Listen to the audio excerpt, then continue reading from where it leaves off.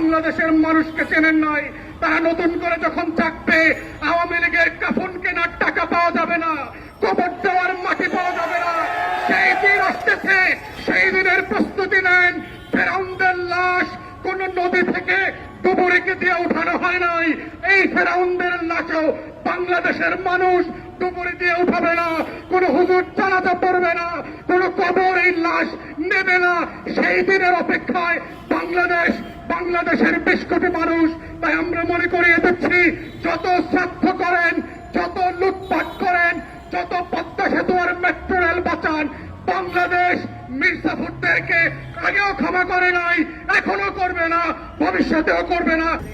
আপনারা দেখেছেন Awami east India কোম্পানির নেতৃত্বে গতকালকে পদ্মা সেতুর সমাপনী কার্যক্রমের এক শ্রাদ্ধ আয়োজন করা হয়েছিল বাংলাদেশের জনগণের ট্যাক্সের টাকায়।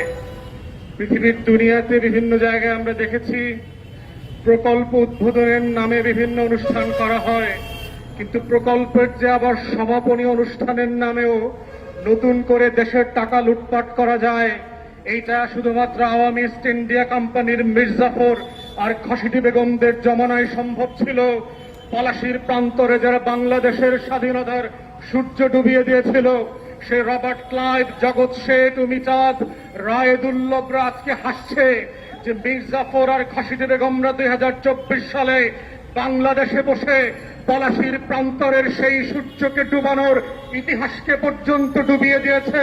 তারা বাংলাদেশে প্রকল্পের সমাপনী অনুষ্ঠানের নামে কোটি কোটি টাকা লুটপাট করে শ্রাদ্ধ করা যায় জনগণের, সেটার নতুন নমুনার আয়োজন করেছে। অথচ আমরা দেখছি সিলেট, সুনামগঞ্জে 4.5 কোটি মানুষ বিভিন্ন উত্তরাঞ্চলের জেলাগুলোতে তলিয়ে গেছে। তৃতীয় দফার মতো বন্যায় গত 2 মাসে জেলা প্রশাসক থেকে বলা হয়েছে তাদের নাকি টাকা নাই, যারা বন্যার পানিতে ডুবে আছে তাদেরকে সাহায্য করবার। লক্ষ লক্ষ মানুষের ইন্টারভিউ শুনলাম, গত 4 সপ্তাহ ধরে কোনো খাবার নাই, পানি নাই, শুকনো বিস্কুট নাই। অথচ টাকার শ্রাদ্ধ করবার নামে দেখেন এই নয়া আওয়ামী ইস্ট ইন্ডিয়া কোম্পানির মির্জাফর আর খসিটি বেগমরা কিভাবে টাকার লুটপাট করে।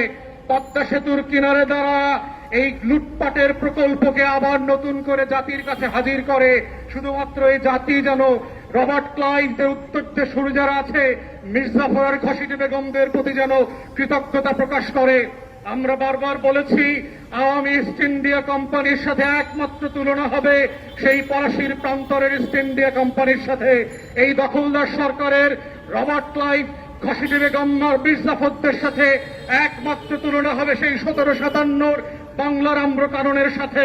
পদ্মা সেতু কেন সারা বাংলাদেশের প্রত্যেকটা সেতু প্রকল্পের শ্রাদ্ধ আয়োজন করেন, সমাপনী অনুষ্ঠান করেন, কোটি কোটি টাকা লুটপাটের টাকা খরচ করেন, কিন্তু মনে রাখবেন বাংলাদেশের মানুষ আপনাকে রবার্ট ক্লাইভদের মতোই ডাকাত মনে করে, লুটেরা মনে করে, মির্জাফর আর খসিটি বেগম মনে করে। এবং সেই দিনের জন্য স্মরণ করিয়ে দিচ্ছি মির্জাফরদের করুণ পরিণতির কথা।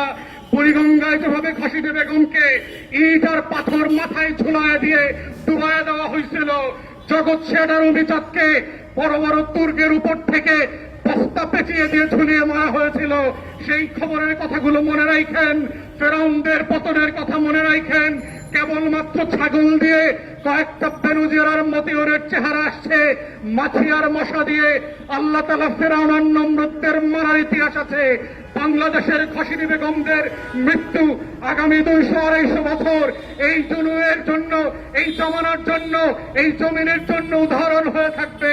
তাই শ্রাদ্ধ আয়োজন করতে পারেন, কিন্তু মনে রাখবেন তা দিয়ে আপনার 2 পয়সার লাভ হবে না। গতকালকের এই শ্রাদ্ধের আয়োজনে আমরা দেখেছি পিছনের অর্ধেক সিট খালি পড়ে আছে। প্রধানমন্ত্রীর মিটিংয়েও কেউ যাবার প্রয়োজন মনে করে না। এমপি মন্ত্রী পাটপাড়িদের সাথে একাকার হয়ে কেউ চেয়ারে বসবার প্রয়োজন মনে করে না, কারণ জনগণের এতটুকু সম্মান বোধ আছে, আমি রিক্সা চালায় খাবো, সিএনজি চালায় খাবো, তারপরও খসিটি বেগম আর মির্জাফরদের সাথে এক চেয়ারে এক মঞ্চে বসবো না। এটাই হচ্ছে বাংলার মানুষের স্বাধীনতার স্পিরিট। পলাশীর প্রান্তর থেকে 260 বছর পরে হলেও নতুন করে এই দেশের মানুষ আবার জাগবে, আবার প্রতিবাদ করবে।